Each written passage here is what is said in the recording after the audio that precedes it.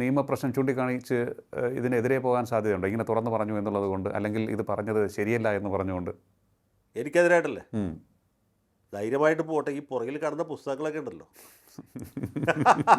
അത് പങ്കിക്ക് വച്ചേക്കണതല്ല. ഞാൻ സന്തോഷസമേതം അതിന് സ്വാഗതം ചെയ്യുന്നു. അങ്ങനെ കേസ് കൊടുക്കാനായിട്ട് ആളുകളെ വെല്ലുവിളിക്കുന്നു. ഛത്തീസ്ഗഡിലെ BJP കന്യാസ്ത്രീമാർ എന്താണ് കൺവേർഷൻ നടത്തി എന്ന അഭിപ്രായത്തിൽ നിന്ന് മാറാൻ തയ്യാറാകുന്നില്ല. അവരിപ്പോഴും അതേ നിലപാടിൽ നിൽക്കുകയാണ്.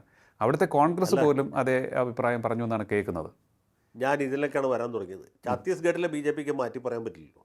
ഉം. ഒന്നാമത് അവിടുത്തെ പോലീസ് അറസ്റ്റ് ചെയ്തത്. പിന്നെ അമിത്ഷാ പറഞ്ഞ് അവിടുത്തെ മുഖ്യമന്ത്രിയുടെ മേൽ സമ്മർദ്ദം ചെലുത്തി ഈ കന്യാസ്ത്രീകളെ ഒരുപക്ഷെ മോചിപ്പിച്ചേക്കാം. എന്ന് വെച്ചാൽ ബാക്കിയുള്ള കന്യാസ്ത്രീകളെ മോചിപ്പിക്കൂ. കേരളത്തിൽ നിന്ന് അല്ലാതെ പോയ കന്യാസ്ത്രീകൾ ഉണ്ടാവുമല്ലോ, തമിഴ്നാട്ടിൽ നിന്ന് അല്ലെങ്കിൽ തെലങ്കാനയിൽ നിന്ന് പോയ കന്യാസ്ത്രീകൾ, അല്ലെങ്കിൽ ഞാൻ നേരത്തെ പറഞ്ഞ പോലുള്ള പാസ്റ്റർമാരുണ്ടാവും. ഉം. ഉം.